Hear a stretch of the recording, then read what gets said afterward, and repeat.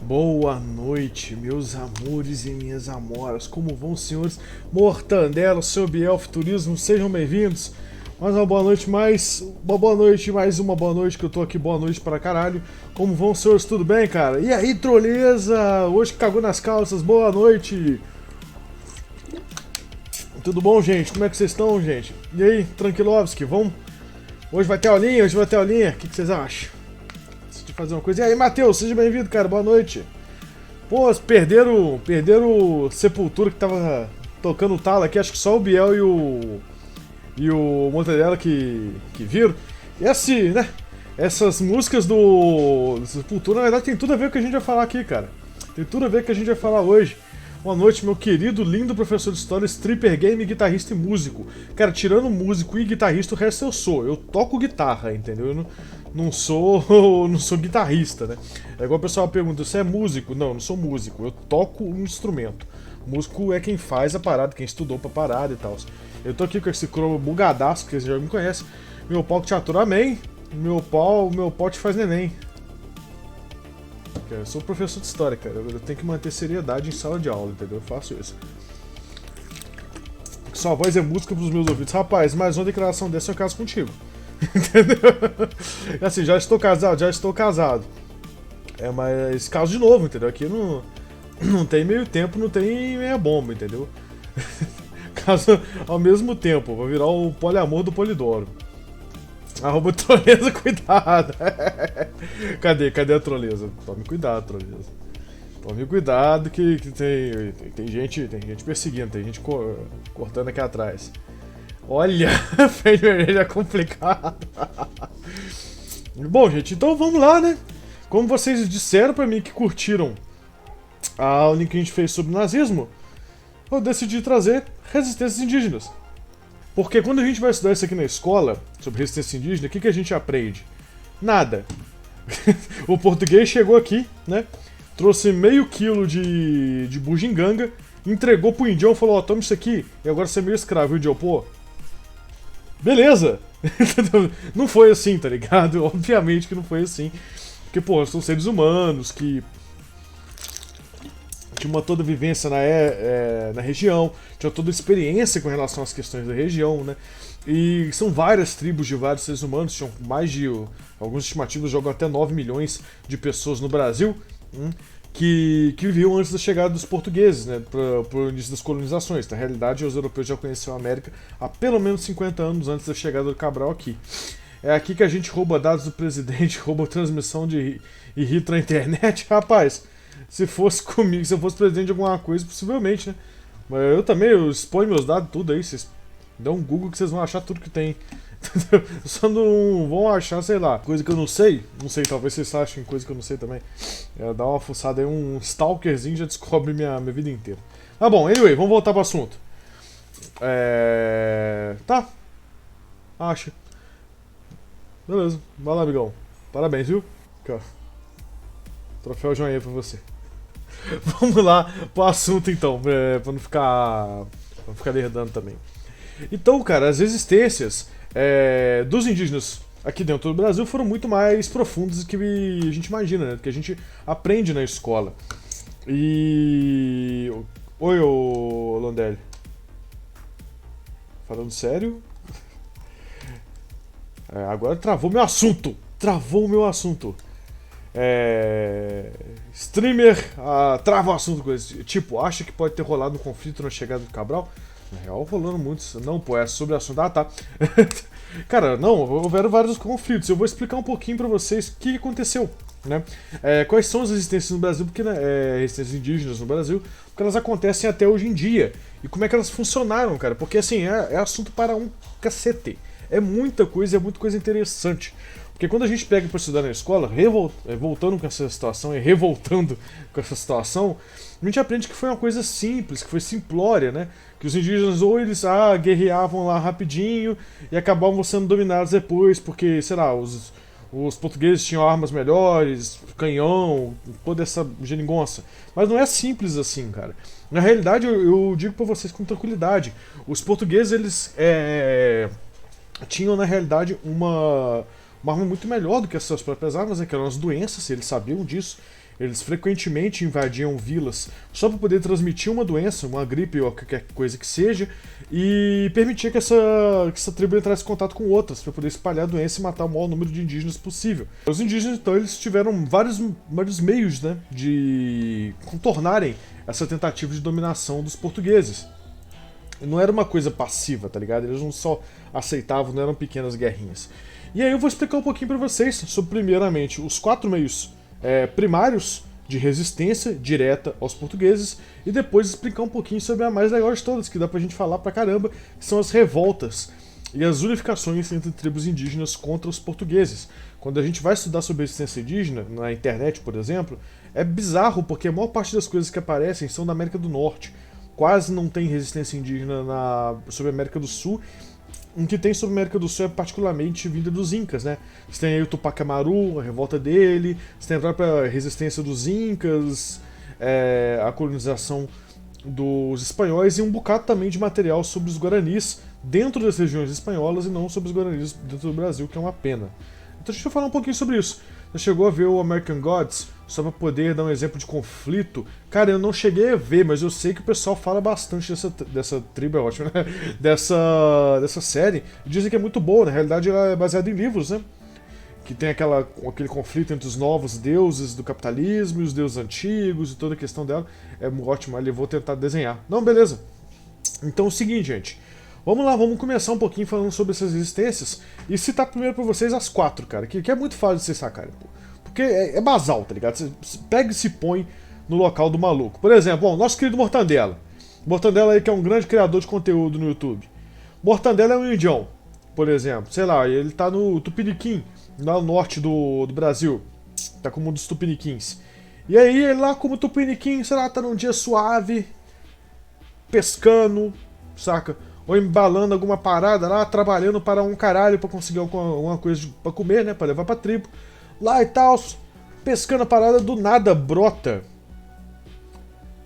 500 maluco descendo num barco gigante, que você nunca achou que poderia ser construído no tamanho daquele barco. Enorme, com uns pedaços de pano gigantes assim na frente. E os caras com uns pedaços de terra que brilha no peito, tá ligado? Com umas espadas, umas paradas mó nada a ver, entendeu? Uns negócios que quando atira parece que tá soltando um raio da parada. Desce e vira pra você e fala que, meu amigo, a tua terra é minha. Aí você fala, vai tomar no seu cu? Só minha tribo já dá 4 vezes a tua comitiva aí? Você quer arrumar confusão comigo? E aí esses caras, em vez de eles fazerem isso, eles chegam e falam, olha, beleza, você não quer auxiliar a mim não? Tranquilo, eu vou ali na tua tribo rival, porque eles vão querer se aliar comigo. Então a grande jogada dos portugueses era essa. Era se aproveitar, o Frouxo não tentou nada, era se aproveitar das rivalidades indígenas, né, entre eles, que já aconteceu há muito tempo, eram tribos milenares que estavam nas regiões lá há milhares de anos, tá ligado? Na mesma região, no mesmo local, dividir pra conquistar, exatamente, cara, é a ideia dos romanos, né? O Frouxo não tentou, tadinho do Frouxo, cara. Então, assim, rola toda essa questão, são similares aos espanhóis. Mateus, mais ou menos, essa tática do dividir pra conquistar, sim. Só que como as tribos brasileiras, elas se afastavam muito mais no território do Brasil, né? Então tinha, tipo, uma distância muito grande entre elas do que tinha, por exemplo, no México ou no Império Inca, que eram, bom, grandes populações, grandes cidades e tudo mais, e grandes cidades mesmo, né? Tenochtitlan tinha mais de 500 mil pessoas, tá ligado? Nenhuma cidade na Europa tinha essa quantidade de gente. A maior cidade da Europa na época ainda era Constantinopla, né? Já dominada pelos turcos, já ainda com o nome de Constantinopla. Constantinópolis ou Constantinopla, depende aí do nome da língua que você estiver usando. Constantinopla tinha 200 mil habitantes. Roma tinha menos de 100 mil habitantes. E Tenochtitlan tinha 500 mil, entendeu? Então, assim, eram regiões muito, quase uma Juiz de Fora, mais ou menos. Acho que o fascinante como eles chegaram aqui, os nativos, no caso, tem duas teorias, né? A chegada tanto pelo Pacífico, por meio de barcos, quanto pelo norte também, cruzando o Estreito de Bering, que na época era tudo coberto de gelo, né? A gente já estava vendo a última guerra glacial. Nessa diplomacia dos portugueses de botar rival contra rival. Ah, sim, isso aí é tradição romana, ô Matheus. Os romanos já falavam isso, né? Que é dividir para conquistar. Então eles se aproveitavam das rivalidades que já existiam, iam lá e pioravam elas, né? Ofereciam alianças e coisas do gênero, armas, às vezes até ferramentas. Normalmente a maior base de troca dos europeus não era igual o pessoal fala que é espelho e bugiganga, não era isso, era ferramenta. Opa, e aí, Zagnão, seja bem-vindo, cara.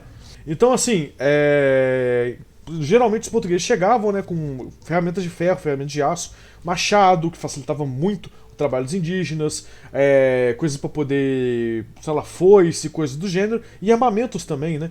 Vira e mexe, os portugueses chegavam, sei lá, com bestas, arcabuzes e tal, e vendiam para os indígenas em troca de pau-brasil, né, em troca do coisa dele. Então o primeiro contato foi não foi amistoso, mas foi um contato de comércio. Os portugueses, já para poder começar a fazer o início de uma colonização, para poder pegar um comerciante ou então uma tribo que trabalhava mais tempo, para poder pegar o pau-brasil que eles queriam, eles faziam isso, né? Eles aproveitavam-se das rivalidades que já existiam entre as tribos e tiravam os indígenas, né, às vezes de uma pacificação ou coisa do gênero, para poder botar para trabalhar mesmo, né?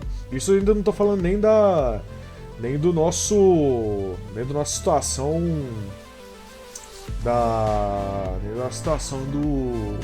das escravizações, né? Isso aqui é anterior. Mas aí então, gente, teve esses primeiros movimentos de resistência, né? Que era utilizar os portugueses. Esse é o primeiro movimento, primeiro espécie de movimento das 4 que eu vou explicar. Que era utilizar os portugueses para poder ganhar vantagens, né? Então, por exemplo, você tinha uma rivalidade muito, sei lá, de novo, Mortandela, meu querido Tupiniquim Mortandela. Cadê teu arco e flecha, Zé? Cadê? Arranja aí, pô, pelo amor de Deus. Aí o nosso querido Mortandela, o Indião Tupiniquim, tem uma rivalidade muito, muito braba com os Caiçara. Os Caiçara odeiam ele, tá ligado? Odeiam a tribo dele, odeiam os caralho. E aí chegam os portugueses. Os portugueses falam, olha, você quer a nossa aliança? A gente se alia a você. A gente passa por você armas, machados para vocês derrubarem a mata com mais tranquilidade, foice para poder coletar as paradas. A gente entrega tudo, isso vai te dar vantagem contra os caiçaras. E se você quiser, a gente ataca eles também. Mas aí você vai ter que fazer o seguinte para mim. Se você quiser a nossa aliança, você vai ter que chegar nos caiçaras, atacar eles, pegar as mulheres e as crianças e trazer pra gente como escravo. E além disso, você vai virar parceiro comercial só nosso. Quer? Topou? E aí, poxa, cara, os caras chegam com equipamento que você nunca viu na sua vida, fica difícil. Então o primeiro movimento de resistência, por mais estranho que possa parecer pra gente hoje em dia, dos indígenas, né, foi justamente aproveitamento, né, dos portugueses para poder entrar em combate com essas outras tribos, né, que elas já tinham problemas, já tinham confusões anteriores. Então esse primeiro movimento toda essa questão, né, de aproveitar o que os portugueses estavam utilizando para você poder bater de frente aí com as outras tribos que você já tinha raiva. O segundo movimento de resistência era a resistência das prisões, né? Os portugueses inicialmente, no início da colonização, principalmente do Nordeste, os portugueses eles chegavam, né? No início da colonização, e agora já a colonização de fato, lembra aquela coisa das capitanias hereditárias? Não vou explicar isso aqui, que vocês já estudaram isso na escola. Né? Com o início daquele negócio das capitanias hereditárias, as primeiras grandes feitorias, né? Que quem já jogou Age 3 aí, ou Age 2 já sabe o que é. Não precisa explicar. Você sabe o que é feitoria? Quem que é o brabo aí que sabe feitoria? Não sei, professor, me ilumine. Ah, você sabe o que é feitoria, para com esse brabo. Não é essa brabo pra cima de mim, não, cara. Os portugueses serviam para juntar recursos humanos ou materiais para exportação. Eu tenho certeza que o Matheus socou isso no Google. Mas é isso mesmo, Matheus, tá errado não, cara. Então, assim, eram fortalezas, né? Basicamente fortalezas que serviam como base comercial e militar dos portugueses. Eles usavam como portos, sabe, esses trem do gênero, entendeu? Aí levantavam uma feitoria lá, com fortificação em volta para poder proteger e manter o comércio. Definição do Civil 5. Exatamente, velho, exatamente. Mas aí, beleza, o que acontece é o seguinte, quando os portugueses começaram a fazer as feitorias, principalmente no Nordeste do Brasil, fundar as primeiras cidades, né? Você tem São Vicente, fundação de São Salvador também, Porto Seguro se torna de fato uma cidade, inicialmente era uma feitoria, porque é o seguinte, esse segundo movimento de resistência, quando os portugueses começaram a fazer as colônias, eles capturavam os índios para poder escravizá-los, né? Isso até 1570 era basal para toda a colônia brasileira. Sempre quando tinham algum indígena que eles queriam, né, para poder pegar para trabalhar, eles iam lá, raptavam na vila e escravizavam. Quem se tornou, né? O povo que se tornou especialista nisso foi principalmente os bandeirantes, né? Da colônia de São Paulo e da colônia de São Vicente, se tornaram especialistas em caçar índio, né? Eles entravam para dentro da mata para primeiro achar ouro, segundo achar índio. Eles pegavam os índios, traziam para a colônia e escravizavam. Só que era muito complicado essa escravização dos indígenas, porque, pô, cara, imagina, você vai escravizar um maluco, pegando de exemplo aí o Mortadela de novo. Sei lá, o português lá, e chega o Mortadela lá de boas, suave lá, que tava atrapalhando.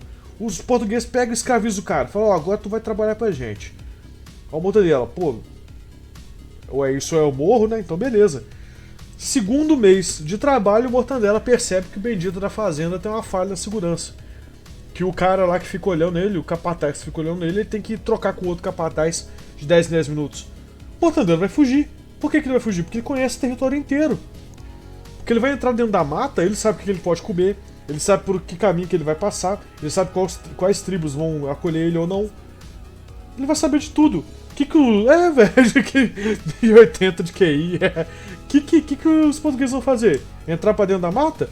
Pegar uma malária, um trem desse? Os caras não são doidos, se bem que malária é uma doença posterior, né? Esquece, falei besteira agora.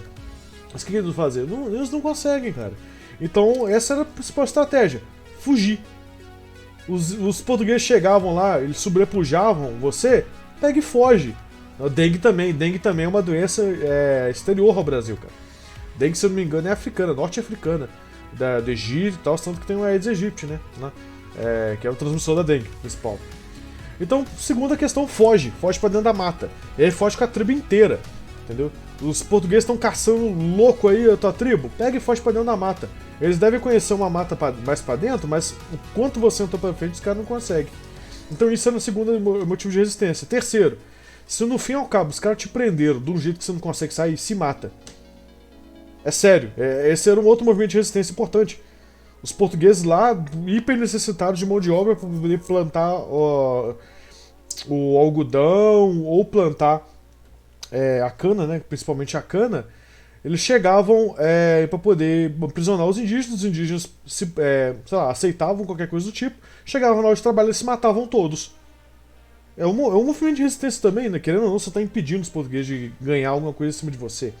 E o quarto e último movimento de resistência, que, bom, é o que a gente queria chegar ao fim e ao cabo dessa live, é resistência por meio de guerra, porrada, enchendo de soco, é isso mesmo que você entendeu.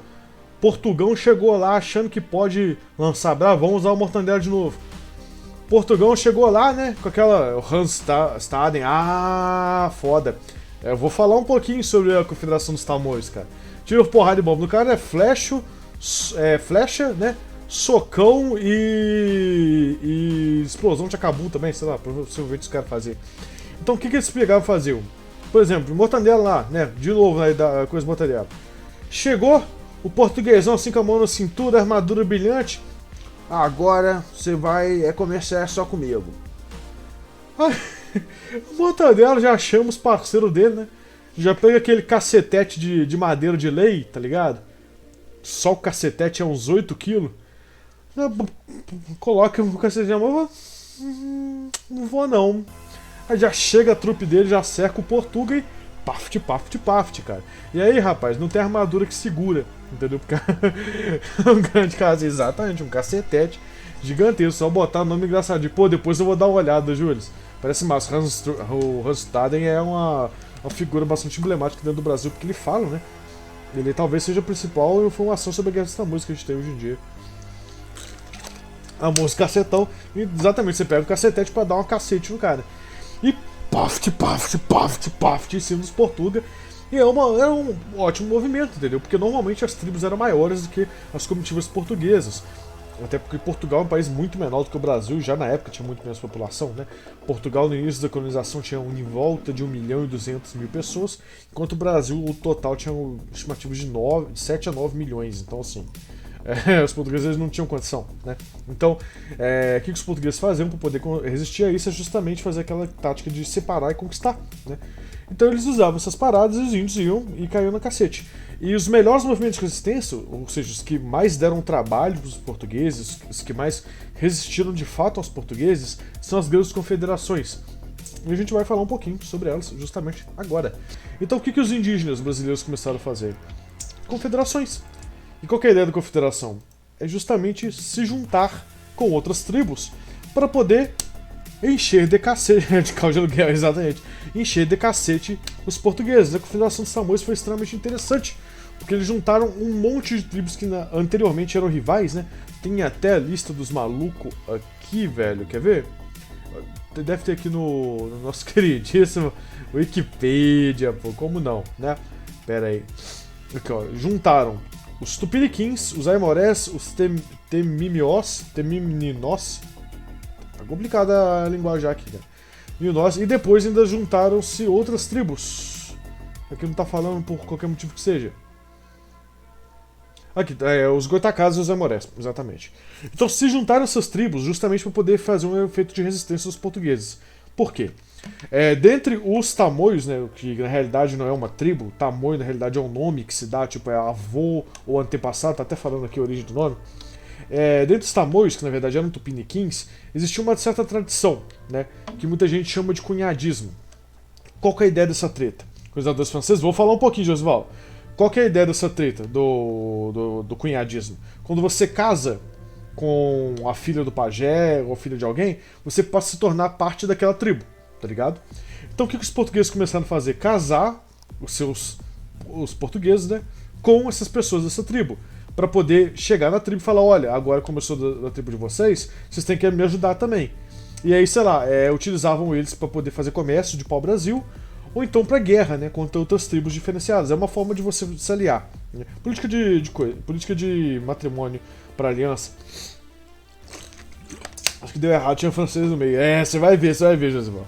Então o que acontece é o seguinte: os portugueses fizeram isso, né, com os tamoios, né, que eram uma das tribos do Tupiniquins, e em vez de chegar a pegar e aliar com os malucos e os cambau, eles pegaram os Tupiniquins, né, esses tamoios, e começaram a tentar escravizar os caras e impor religião, que era basicamente o que os portugueses faziam naquela época, né? Escraviza e impõe religião. Enfiaram um monte de jesuíta na tribo dos malucos, como sempre. Os caras falaram, não, pô, eu quero isso aqui, a gente é aliado, a gente não é... Aqui a gente tá lidando como igual, a gente não é escravo ou servo de vocês.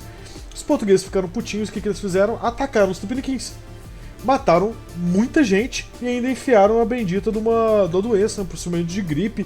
A gente não sabe se foi gripe ou tuberculose, mas morreu muito índio, né, com tosses acelerados e os cambau. E aí um desses tupiniquins, né, aprisionado, na realidade era o líder deles, que aqui ó, o Tupinambá, tô falando Tupiniquim, mas é Tupinambá, gente, troca tudo pro Tupinambá, que é o Cairaçu. Ele é aprisionado e aqui é levado para as terras do Brás Cubas, que é, na realidade, o governador da região no momento. Quando ele chega, né, para dentro do presídio, que ele é mantido, ele acaba sofrendo muitos maus tratos, sem alimentação, sem coisa do gênero, e morre. E aí o filho dele toma, né, o poder da vila anteriormente e forma uma confederação com outras tribos para poder oferecer uma resistência aos portugueses. Então essas tribos se juntam e começam a atacar os portugueses efetivamente. Em vez de ser só resistir à porrada, eles começam a ir e atacar. Fazem incursões às cidades, pequenas cidades, vilas, e chegam até a sitiar um forte. Eu não lembro que forte, mas é um dos fortes dos portugueses dentro aí do início da Baía de Copacabana. De Copacabana? Na Baía de Guanabara. Copacabana é a porra da praia, né? Eu viajei. Então eles começam a fazer fortes e tudo mais. Essa música não tá combinando nem um pouco com o que eu tô falando. Mas bom, então eles começam a fazer ataques, sítios a fortes, destruir fazendas. Então os portugueses ficaram, né, ele cozita na mãozita e começaram a tentar chamar outras tribos para poder auxiliar nesse combate. Acaba que inicialmente os portugueses não conseguem. E a vitória parecia que estava muito chegando à mão da confederação. Eles queriam expulsar os portugueses da região da Baía de Guanabara no geral. Até que então chega a comitiva de colonização da França, tentando formar a França Antártica, né? E tem até uma coisa que... Cadê? Aqui não fala. Bom, os franceses eles chegam dentro do... Deve estar aqui... Cara, não é possível eu abrir esse trem, filho. Caceta. Aqui na Guerra de Cabo Frio fala um pouquinho disso aqui, que eu vou falar um pouquinho depois. Então, basicamente, os tamoios eles conseguiram resistir durante um tempasso, né? Aí por volta de 20 anos até que chegaram, quer dizer, antes chegaram, né, os nossos queridos franceses, né? Vocês gostam de francês, chegou os franceses. Então o que acontece é que eles resistem até o momento que os franceses chegam. E quando os franceses chegam para poder fundar a França Antártica, que seria a colônia, né, dos franceses na região lá do Rio de Janeiro, os caras chegam entregando um monte de armamento, né, os tamoios, tentando fazer uma aliança e os cambau. O caso é que uma das tribos que os tamoios estavam tentando chamar para poder fazer a confederação, que eram os... Cadê? Eu preciso achar o nome dos malucos, velho. Senão eu vou falar a bosta de novo, que eu tava confundindo Tupinambá com Tamoio. Isso, os Tupiniquins. O que acontece? Os Tupiniquins eles chegaram na região, né? No caso do sul do Rio de Janeiro, norte de São Paulo, antigo São Vicente, porque eles eram seminômades, né? Chegaram na região e tal, e os tamoios queriam atrair a aliança para eles. Só que os Tupiniquins já tinham uma aliança prévia com os portugueses. E aí o que o chefe dos Tupiniquins fez, né? Isso quando a confederação, os tamoios estavam no auge. Eles estavam quase sitiando a própria Rio de Janeiro, né? A própria cidade do Rio de Janeiro, para poder tirar os caras. Então, quando os líderes da confederação chegaram lá para poder conversar com os Tupiniquins, para poder incluir eles na aliança, né, na confederação, o chefe dos Tupiniquins, que tem um nome muito horroroso, que é Tibiriça. O Tibiriça, tinha que ser, né, traidor, filho da puta. O Tibiriça pega e mata todos os líderes da confederação que tinham ido lá conversar com ele. Ele trai os caras na cara dura em prol dos portugueses, e a confederação basicamente desanda depois disso. Mesmo depois tendo um outro líder, né, que acaba aparecendo e tal, o cara acaba sendo passado na faca depois, né, o Cuyambebe acabam morrendo, e ou seja, já morreu anteriormente, né, mas depois da morte do Cuyambebe e da morte do líder, que é o Aimberé, né, que era o líder da confederação, que morre nessa questão toda, e o Cuyambebe também, que já era filho dele, tem um novo líder, né, que acaba não conseguindo segurar a confederação e era desmanchada. Então o que acontece é isso, e os portugueses acabam ganhando a guerra da coisa, Minas é meu país, e acabam expulsando posteriormente também, por conta disso, os franceses da França Antártica, que tem um dos piores nomes da face da Terra, mas que ficava aí na região do Rio de Janeiro, e acabam sendo expulsos também, né? E isso sai depois, né, da situação da Guerra de Cabo Frio, né? Que Cabo Frio, para quem não sabe, era inicialmente uma cidade francesa, né, fundada pelos franceses, e depois da liquidação da Guerra dos Tamoios, igual tá falando aqui, os portugueses começaram a guerra em Cabo Frio para tentar tirar a região tanto dos franceses quanto dos remanescentes dos Tamoios, né? E depois de um tempo eles acabaram conquistando a região e botando 2 franceses, um inglês e um pajé tupinambá enforcados depois de mais de 500 guerreiros assassinados e depois de 1.500 índios escravizados. Isso inclusive limpou aquela região toda de indígenas e manteve uma região despovoada por quase 100 e poucos anos, né? O que vai posteriormente virar, inclusive, Cabo Frio vai se tornar posteriormente, inclusive, uma região onde os piratas, né, escondiam riquezas ou aportavam com P os navios para poder fazer descargas de suprimentos, manutenção deles ou coisas do gênero. Fica aí a dica interessante, né? Muitos piratas, principalmente franceses e ingleses, eles aportavam em Cabo Frio por conta da ausência completa de pessoas lá, né, para poder fazer suas questões. Depois da Guerra de Cabo Frio, a gente pode falar um pouquinho da Guerra dos Bárbaros, e isso aqui, inclusive tem a Paz de Pirogue, né, que foi a paz que foi tratado que os portugueses fez. Vou voltar a falar um pouquinho disso aqui, antes da gente ir para a Guerra dos Bárbaros. Os portugueses eles conseguiram fazer um tratado com os tamoios, né, porque eles estavam apanhando para poder parar a guerra, né? O Portugal estava tomando tanta porrada que os portugueses acabaram fazendo esse tratado com base no próprio Padre Anchieta, né? Anchieta ele fica como refém, né? Enquanto o Antônio Parreiras, não, o José de Anchieta tem outro padre também. Aí o Manuel da Nóbrega ele vai, né, para São Vicente tentar assinar o Tratado de Paz, enquanto o Anchieta ele fica meio de refém dos tamoios. Eles acabam conseguindo fazer esse tratado, mas esse tratado também é quebrado pelos próprios portugueses que atacam e dizimam várias aldeias dos Tupinambá. Então é isso, cara. Esses são os primeiros movimentos de resistência que são bastante importantes, cara. bastante fodásticos. E vamos falar um pouquinho sobre isso aqui, que talvez tenha sido a parada mais bizonha que já aconteceu durante as existências indígenas no Brasil, que é a Guerra dos Bárbaros. Aí você fala, pô, bárbaros bárbaro? Bárbaro naquele negócio lá do Império Romano, Visigodo, sei lá, Vândalo, tá ligado? Uno, nessas paradas, você vai jogar o que? É Átila Total War agora? Não, meu amigo, aí que eu te aviso. Pros portugueses, mais bizonho do que português chegar por aqui, pois é. Pros portugueses, os índios eram bárbaros. Aí você fala, mas o que significa? Bárbaro, pros portugueses, era tanto o cara que não tinha conhecimento de Jesus, que não era cristão ou muçulmano, né, ou cristão ou infiel, quanto o cara que não utilizava as mesmas ferramentas que ele. Então, tudo quanto é isso é bárbaro. Então é isso, rola essa guerra, né, que os portugueses chamam de bárbaros, no caso todos os indígenas, né, que não tinham instrução ou que não eram cristianizados. Então rola essa guerra, né, que é basicamente a guerra da Confederação dos Cariris, que está escrito ali como Confederação dos Cariris. Então o que acontece é o seguinte, os Cariris, né, que é uma das tribos aí do Nordeste, eles se unem para poder, primeiramente, resistir à invasão dos portugueses que estavam fazendo fazendas de gado, né? É o gado de novo, puta que pariu, é o gado. O problema do Brasil é o gado.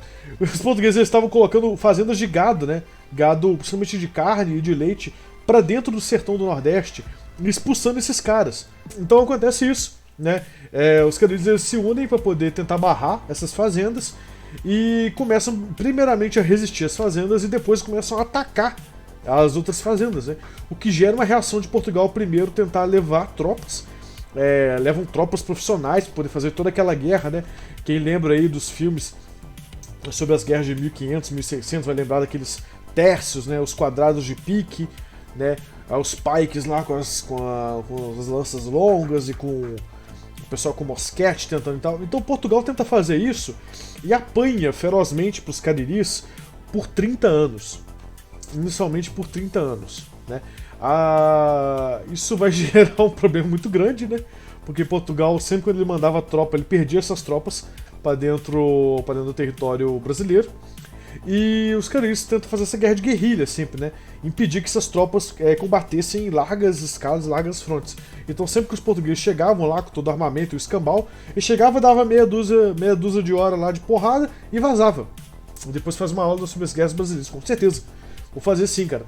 E aí, sempre acontecia isso, né? O bate e volta, bate e volta, bate e volta. Mas era sempre dentro da região dos caras, tá ligado? Eles sempre não queriam que os portugueses invadissem. Eles começaram a atacar as fazendas depois que os portugueses começaram a fazer incursões para dentro das tribos deles. E a metodologia do português era simples. Ele chegava dentro de uma tribo, para poder evitar que essa tribo se rebelasse, ele meio que prendia todas as mulheres e crianças. E aí, se a tribo quisesse fazer qualquer coisa, ele matava todo mundo. Eles matavam todo mundo. Inclusive, eles chegaram a fazer isso com tribos pacíficas e aliadas deles, com o objetivo de impedir que as outras tribos aliadas se rebelassem, ou coisa do gênero. Então, por exemplo, imagina, vamos lá, Mortandela de novo. Mortandela é chefe de uma tribo, dos Cariris, sei lá, dos Baiacus, que é um dos melhores nomes possíveis para tribo. Tá, Mortandela é chefe dos Baiacus.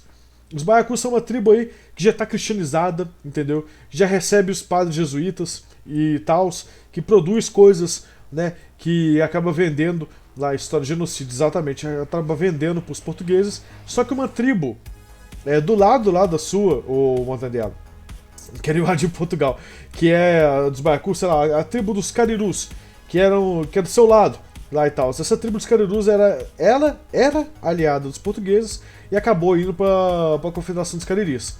Então, os portugueses chegavam lá na sua tribo, e porque uma tribo do lado da sua se rebelou, eles chegam na sua tribo falando que eles querem requisitar os guerreiros e matam todo mundo. Aí você fala, porra, mas isso não faz sentido. Qual que era o objetivo? Era amedrontar as outras demais tribos para que elas não se rebelassem. E aí você me pergunta, nossa, mas Polidoro, isso aconteceu? Sim. Peraí que eu tenho que achar aqui. Chacina de Tabagi? Não, é outra chacina. Peraí que é outra chacina. Eu preciso achar aqui, viado. Pô, cadê? Confederação dos Bárbaros, Levante. Pô, tô achando. Cadê o trem? Acabei de ler o negócio aqui da guerrilha, Guerra dos Muras, não. Os Amores também não. A Guerra dos Amores é legal, vou falar pra vocês. Guerra dos não. Dez Povos das Missões, isso aqui eu tenho que falar depois.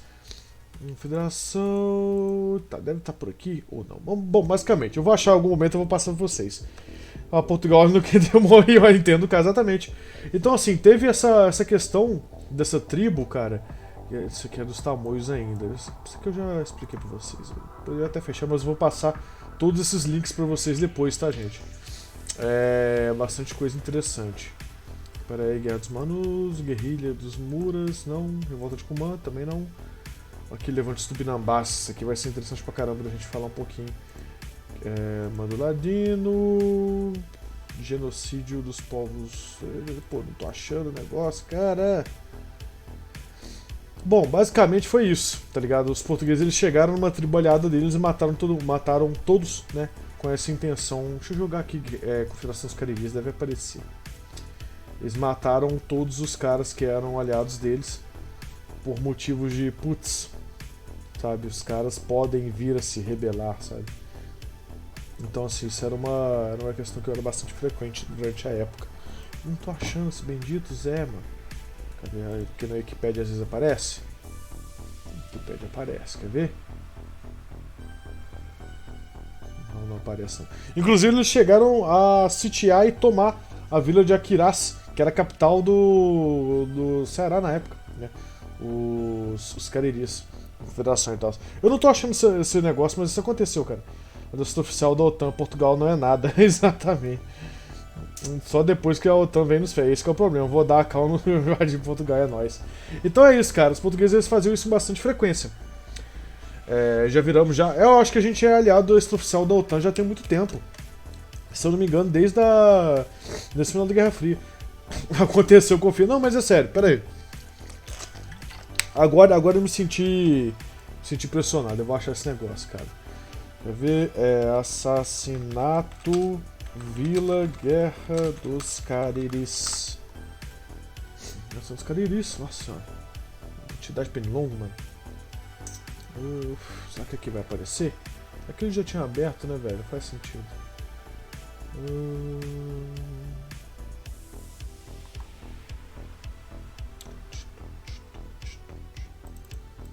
Assassinato, vila, colonização. Eu preciso achar esse negócio que agora eu tô coisando. Opressor de história foi desafiado. Não, professor, opressor não, pô. Olha no que deu. Peidou, entendo o cara. Opressor é sacanagem. Roanoke, cara. Por que eu vou pegar Roanoke, velho? Sei lá. Genocídio, talvez? Não, genocídio não. Como é que se fala? Quando é um assassinato em massa. Assassinato em massa. Vai aparecer um monte de coisa. Eu até escrevi assassinato errado. Guerra dos Cariris. Massacre é massacre, faz mais sentido também. Massacre. Massacre em massa é ótimo, né? Massacre. Pô, não tô achando isso aqui, cara. Guerra do Açu ou Guerra dos Bárbaros, termo indígena. Rapaz, eu não tô achando a bendita história da vila, cara. Guerra Justa. Aqui, achei. Os Cariri habitavam inicialmente no litoral do Nordeste, Maranhão e tal. Lá foram expulsos pelos Tupiniquins e depois pelos Tupinambás. Com a sala anterior, dividiram-se várias tribos: Tairuru, Jundaiu, Paiacu, Sururu e Có, entre outras. Foi eles que chamaram a Confederação dos Cariris, termo dado pelos europeus. Então a aliança, contudo, mudava de acordo com a dinâmica. Os Jundaí, por exemplo, que apoiavam os holandeses na ocupação do Nordeste, combateram ao lado dos portugueses, tá vendo? Em 1699, quando penetraram e mataram 400 Paiacu e aprisionaram os outros 250 crianças e mulheres. Isso aqui é a situação que eu falei pra vocês da vila, cara. Depois eu vou achar o negócio mais... Penetraram, não é? Entraram e mataram todo mundo, né, cara? É uma parada assim. Massacre dos Paiacus. Aqui deve aparecer, quer ver? Aqui, Massacre dos Paiacus. Aí, ó, em 4 de agosto, o bandeirante paulista tinha que ser, né? Com 130 homens e mais 300 índios homens aliados. atacando inesperadamente os Payacus da Vila Janaribe. Foram assassinados 400 índios e escravizados 250. Os Payacus eram índios de paz, quase todos batizados. Entrou na aldeia de forma amistosa e convidou os Payacus para se unirem aos colonizadores em Judaí em guerra contra os índios inimigos deles. Entre eles os Carateus, os Icós e Carati. Isso aqui são todas tribos Cariri. Os Payacus receberam Manuel Navarro e sua comitiva com festa. Quando começaram as danças, os soldados e as tropas índios Jundaí iniciaram a matança. Em carta ao governador, João Manuel justificou que se tratava de uma guerra justa contra os índios que estavam rebelados há décadas. Tá aí. Cadê a troleza? Paga aqui, ó. 10 conto. Cadê? Troleza? Cadê, ó? Cadê a doação? Entendeu?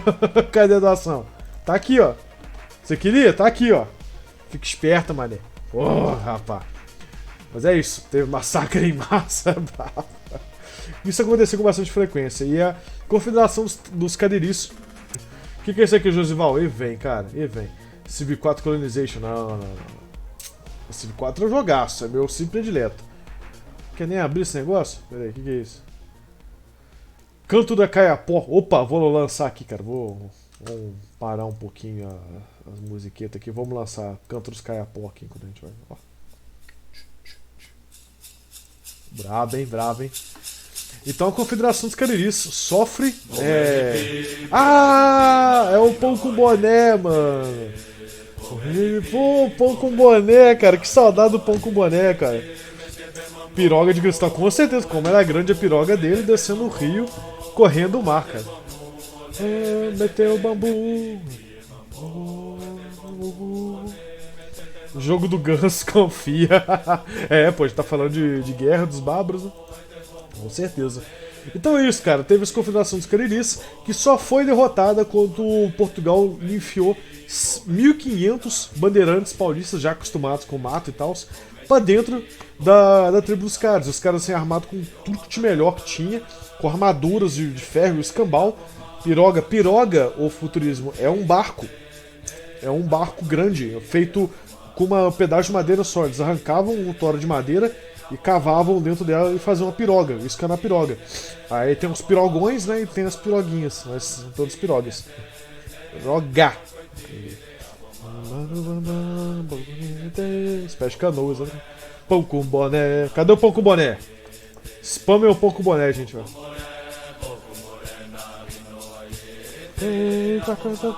Também tem piroga mediana, exatamente. Eu gostei desse piroga.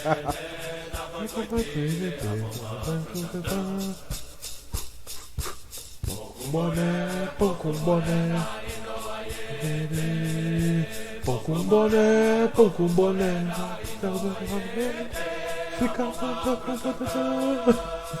Pão com boné, exatamente, cara. Pão com boné, cara. Corretor maldito. Biel, eu vi, hein, Biel. Eu vi.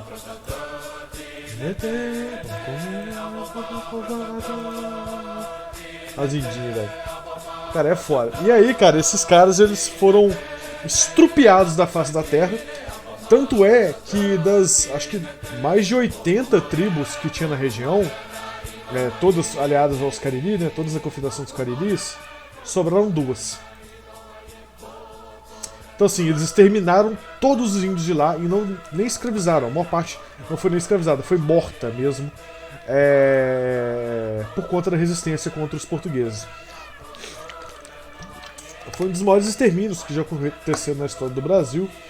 E a gente hoje em dia chuta aí, né, os historiadores chutam que dos anteriores, né, da confederação inteira, dos anteriores, dos 110, 120 mil indígenas que viviam em toda a região da confederação, inclusive de tribos que nem estavam na confederação de fato, sobraram em torno de 3, 4 mil.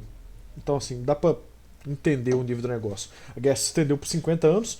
Eles inclusive foram aliados, os confederados foram aliados dos holandeses, a maior parte deles, o resto era aliado dos portugueses, mas acabaram se aliando à confederação também depois que os holandeses foram expulsos do Brasil pelos brasileiros e pelos portugueses juntos. Então é isso, cara, teve essa confederação e teve outra questão que aconteceu bastante nas tribos brasileiras e nas tribos espanholas, de indígenas no geral, que são os aldeamentos ou missões. Isso aqui vocês já escutaram alguma vez na sua vida, né? Missão, as missões, os 7 povos das missões, que aqui eu pesquisei coisa pra caramba sobre, guerras guaraníticas e tal. Então o que eram as missões, o que eram os 7 povos das missões? Basicamente o seguinte, os padres, né, principalmente os frades e os freis jesuítas, eles tinham como missão, né, da base deles, lá de conversão e tal, de chegar nesses aldeamentos indígenas, na verdade não todo, né, fazer direto missão no LoL, não, Biel, pelo amor de Deus, chegavam nesses aldeamentos indígenas com a ideia de convertê-los para o cristianismo, certo? E formar, no caso, vilas cristãs, de índios cristãos, né, que serviriam, por exemplo, para poder propagar o cristianismo com as outras vilas, né? Eles, sei lá, os índios olhariam para essas aldeias novas, cristianizadas e tudo mais, e acabariam se convertendo por conta do exemplo, né?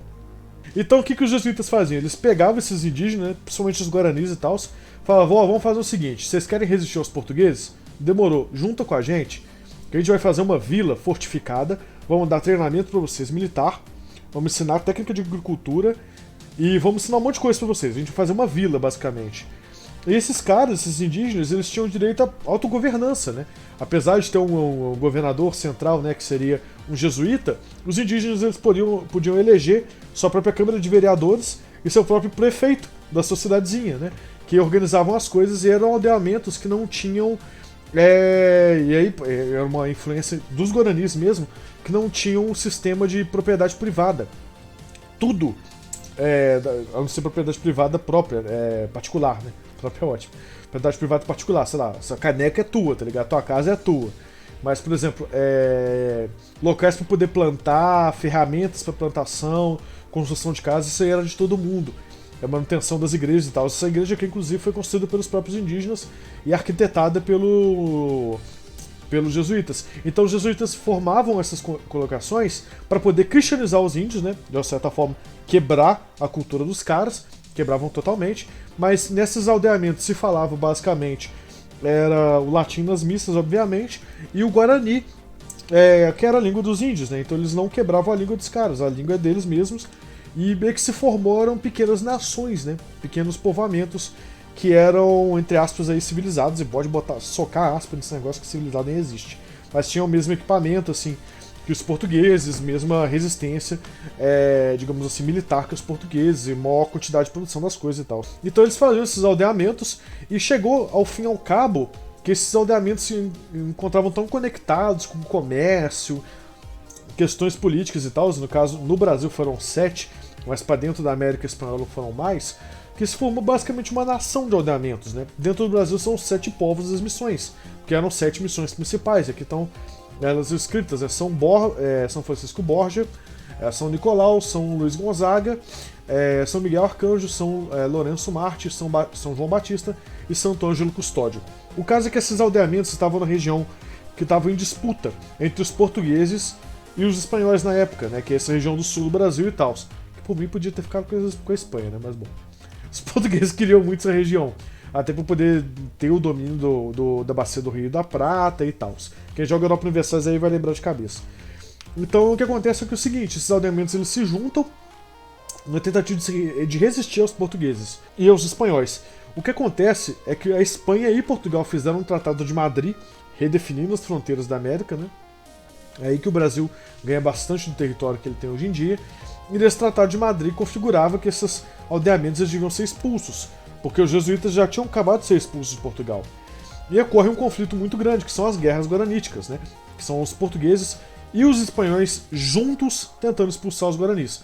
Essa guerra dura acho que 8 ou 9 anos, morre uma quantidade enorme de portugueses e de espanhóis e também de guaranis, só que foi a maior resistência organizada, porque os guaranis eles tinham táticas de guerrilha, táticas de guerra de fato, e uma cavalaria especializada em combater os portugueses. Então eles têm até uma pintura, quer ver, ó?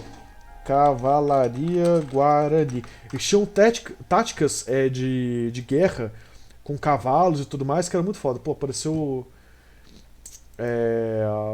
bendito do tanque, né, cara? O Guarani, mas não quero esse aqui não, cara. Cavalaria Guarani, Guerras Guaraníticas.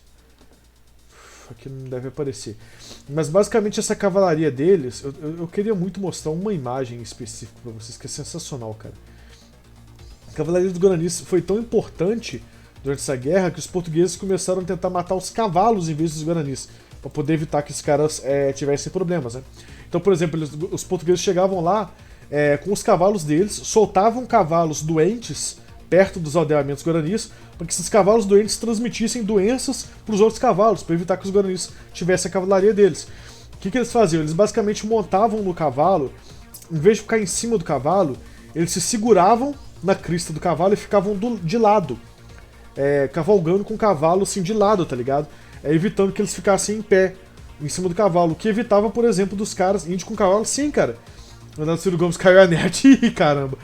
Índio com cavalo, sim, eles pegavam os cavalos dos portugueses, né? Como os jesuítas aldeavam esses caras, eles traziam cavalos também, pra poder ajudar na construção, ajudar em colheita, plantação, escambau. Os guaranis usavam eles pra guerra também. Então eles pegavam, se seguravam com o pé em cima, tática de sabotagem também, então eles seguravam o pé em cima da bunda do cavalo, né? E o braço segurando a crina. E ficavam de lado, então os caras não conseguiam acertar os cavalos. Não, Biel, eram cavalos muito bem tratados, cara. Pra você ter noção, os guaranis não usavam esporas, nem nada. E a crina do cavalo ele não dói igual o nosso cabelo. Ele tem outra função, né? Na verdade, a crina ela foi criada pelos humanos mesmo, que foram selecionando cavalos com crinas maiores, justamente para poder segurar. Era a ideia inicial da crina do cavalo. Ela não dói como o nosso cabelo. Na verdade, a terminação nervosa do cavalo aqui no pescoço quase não existe. Então eles seguravam na crina e ficavam meio que do lado do cavalo, tá ligado? Do lado do corpo do cavalo. Então os portugueses, quando tentavam derrotar esses caras, né? Enfiando a lança no cavaleiro e tal, às vezes não conseguiam, eles tinham que matar direto o cavalo. Só que aí não matavam o lanceiro, que estava do lado dele. E os lanceiros eles usavam isso até chegar próximo dos portugueses, o que evitava, por exemplo, tiro e escambau. Quando chegavam próximos dos portugueses, eles atacavam no melee. Isso deu um problema gigantesco. Pra você ter noção, a Espanha teve que movimentar um exército inteiro de quase 10 mil soldados. Os portugueses chamaram todos os bandeirantes que tinham disponíveis para poder derrotar os caras. E nessa junção que eles finalmente derrotaram depois de 8 anos de uma guerra extensiva, usando canhões, tudo de melhor que os portugueses e os espanhóis tinham na época. Com infantaria muito bem mobilizada, com baionetas e o escambau. Essa guerra durou bastante tempo e acabou exterminando todos os povos das missões, que acabaram virando aldeamentos portugueses, né? Que eram anteriormente indígenas espanhóis, indígenas guaranis, né, principalmente. Os guaranis hoje em dia eles sobrevivem a maior parte no Paraguai, né? Que inclusive é uma região que a gente considera basicamente Guarani. O Paraguai é Guarani. Achei tua imagem. Manda aí, Matheus, por favor, cara. Só pesquisar Guarani usando cavalos de guerra histórica. É a primeira. Opa, vou pesquisar isso agora, Matheus. Valeu, velho. Obrigado pela dica. Vamos achar aqui pra todo mundo ver. Deixa eu tirar aqui do massacre dos índios de Paracu. Ou não, acho que eu vou mandar isso aqui pra vocês também. Dá uma olhada. Guarani usando cavalo de guerra histórica. Imagem. Isso, é essa a imagem. Valeu, cara. Matheus, é nóis, cara. Tamo junto. Isso aqui, cara, que eles faziam, tá vendo? Eles seguravam na crina do cavalo e com o pé em cima dele e com a lança do lado. Como é que você acerta um maluco desse? Entendeu? Na maior parte dessas guerras não se matava o cavalo, porque o cavalo era muito importante. É um artigo de luxo, né? Então eles tinham que matar o cara que tava cavalgando pra poder tomar o cavalo pra eles. Eles andavam assim, velho. O que o português faria com um negócio desse, cara? Só vem na pólvora quem não se garante na cavalgada. Exatamente, Rafael. Índia com 1080 de QI, exatamente. Cara, então assim, isso aqui complicava muito pros portugueses e pra cavalaria dos portugueses e dos espanhóis, né? Que eram armadurados e tal. Eles não conseguiam combater a cavalaria Guarani, a não ser matando os cavalos. E aí era um prejuízo pros portugueses e pros espanhóis. E quando matava os cavalos, você só matava o cavalo. O Guarani ele saía do cavalo e ia matar o cara, tá ligado? E era muito brabo, os caras lançavam muito brabo. Os caras são um gênio, pô, demais, velho. Então, assim, apesar dessa resistência brava, os guaranis foram todos derrotados. E hoje em dia a gente só tem Guarani, basicamente, no Paraguai. Né? No Paraguai e na Argentina também eles foram todos massacrados, mas essa é uma história posterior. Então dá pra ver que os caras sempre tentaram a resistência. E agora é a última coisa que eu vou falar pra vocês, que é a Guerra dos Aimorés. Que infelizmente na Wikipedia tem muito pouca coisa, mas que eu estudei na época foi na faculdade. Isso aqui é, ó, creme de la creme. O caso é que os Aimorés, eles eram uma tribo do atual Espírito Santo. Aqui falando, Espírito Santo e Bahia.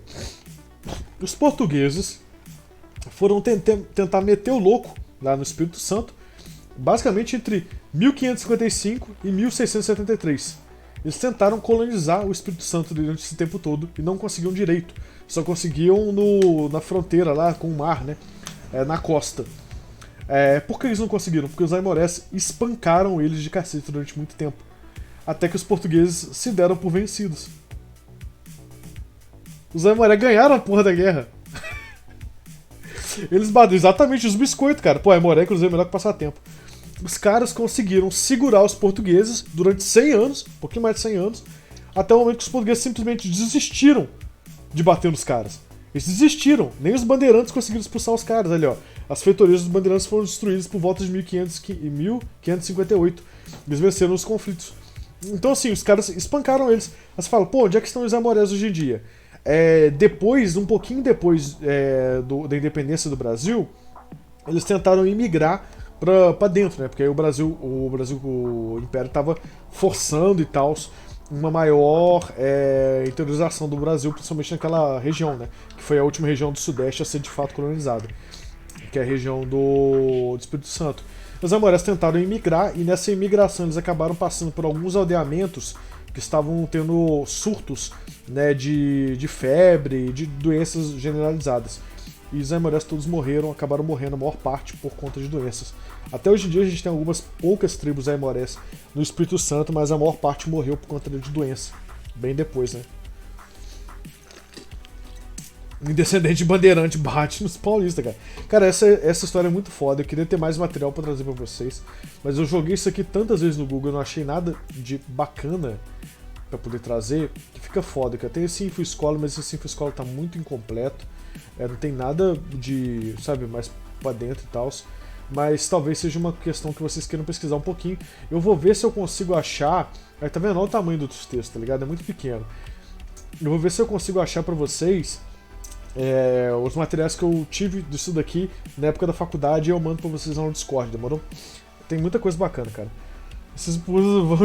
Vamos comer uma bela punha de bacalhau. Exatamente, cara. Espírito Santo existe esse estado, né? Minas não é. Pois é, velho. Espírito Santo é só um pedaço de Minas com praia, né? Esse negócio aqui é legalzíssimo. Depois, se vocês quiserem dar uma pesquisada, fica a questão. Cara, tem francês também, a Guerra dos Aimorés. Meu Deus, tem francês e tem polonês, mano. Ah, nem. Um artigo relativamente grande em polonês, cara. Meu Deus. Beleza, né?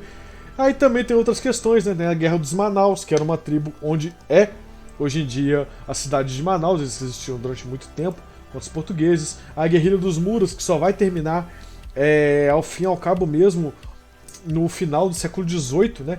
Eles resistiam durante muito tempo lá em volta do Rio Amazonas, do Rio Negro, do Rio de Solimões. Tem a Revolta de Cumã, que acabou sendo dizimada muito rápido. Tem o Levante de Tupinambás, que acabam invadindo o forte, quer dizer, cercando o forte de Presépio, que fica lá em Belém do Pará e tal. Eles acabam perdendo essa revolta, mas eles cercam o forte e acabam dominando Belém durante um tempo, Belém do Pará. A revolta de Mandu Ladino e tal. E também tem esse artigo grande aqui da Wikipedia que tá muito bom, que tem muita referência boa para vocês sobre os genocídios dos povos indígenas no Brasil. Então é isso, trouxe coisa pra caramba pra vocês, cara. Espírito Santo brabo, Guerrilha dos Murros, Trump, não, dos murros, tá ligado? Só socão diferenciado. Então é isso, gente. O que vocês acharam, cara? Curtiram? Foi maneiro e tal? Eu tentei fazer um negócio mais dinâmico, igual foi o papo que a gente teve sobre fascista e tal. Porque isso daqui é uma parada, cara, que eu tenho certeza que quase ninguém aqui estudou na época da escola. Vocês pegaram pra estudar isso, sobre revoltas que isso é nóis, Oswald. Vocês pegaram pra poder falar sobre revolta indígena, cara? Porque isso aqui quase não tem nada. Ó, se liga nessa história. A minha cidade de Blumenau era bem maior que hoje. Ela ocupava todo o vale. Por motivo, o governo repartiu a cidade em várias outras mini-cidades. Tipo a dissolução da URSS. Caramba, que louco, cara. Pô, Blumenau é uma cidade muito bonita. Já posso guardar o material? Já pode, José, pode guardar o material. Tá liberado pro recreio. Então é isso, cara. Tentei fazer uma coisa mais dinâmica e é porque é um tema que eu acho muito foda, que muito pouca gente explora. Isso aqui devia ter mais em aulas, tá ligado? Até porque vira e mexe é cobrado no Enem. E ninguém pega pra dar, entendeu? Normalmente o pessoal acaba tomando um 0 e tal. E eu acho que é uma matéria foda, porque sempre quando a gente vai falar de indígenas, fica parecendo que foi uma coisa passiva, e não foi. O Brasil, na realidade, ele tem mais guerras, mais mortes sob guerras nos indígenas que muitos outros países aí por aí, né? Principalmente nos Estados Unidos. A gente fala dos Estados Unidos e fala da conquista do Oeste e tal, que foi bastante chacina e tudo mais. Mas o Brasil, cara, ele teve muito mais problemas do que isso. Deu pra ver aqui, né? Só a Confederação dos Cariris já foram quase 100 mil pessoas mortas por conta disso. Ritual antropofágico é simplesmente magnífico. É para reter as forças do seu rival, né, cara? Baixe o VOD depois pra eu editar as lives. Não, demorou. Eu vou baixar aqui, eu te passo, ô Madaniela. E eu acho que fica legal, cara. Acho que fica uma parada bacana. E eu vou passar agora pra vocês todos esses links. Peraí, alguém consegue criar pra mim um canal de links de aulas lá no Discord? Aí eu passo aqui depois. Eu passo lá pra vocês depois. Vou passar todos os links que eu utilizei pra gente trocar esse papo. E agora, um alemão vendo 2 Tugen, um belo churrasco, fogo de chão e delícia. Ah, rapaz, brabíssimo. Esse é o Hans Studen, né, cara? Hans Staden, eu sempre perco esse nome desse alemão, cara. Ele era um mercenário a serviço português. Então, gente, agora, eu sou moderador, não posso. Pô, Josué, depois eu te ponho de Chesney lá, porque o bendito do Tsar ainda tá jogando, né? Bunda mole do escambau, né, cara? Pelo amor de Deus, Tsarzão, bunda mole demais. Xinguem o Tsar pra mim depois. Mas eu vou fazer o seguinte agora. Eu vou deixar esta live no nosso queridíssimo stand-by durante 5 minutinhos, porque eu só vou pegar um trenzinho pra comer, porque alguém aí, algum desgramado me falou de tapioca com queijo, acabou comigo, eu tô com fome. Eu vou encher minha garrafinha d'água também, que tá vazia. E já vou começar aqui a carregar o jogo que nós veremos, nós jogamos aqui, que eu acho que vai ser divertido, que eu acho que vai ser interessante, que vai ser legalzinho, beleza? Então já vou, ó, fechar a janela de captura, já abrir o nosso querido standbys, fechar a minha careta e, ó, até logo!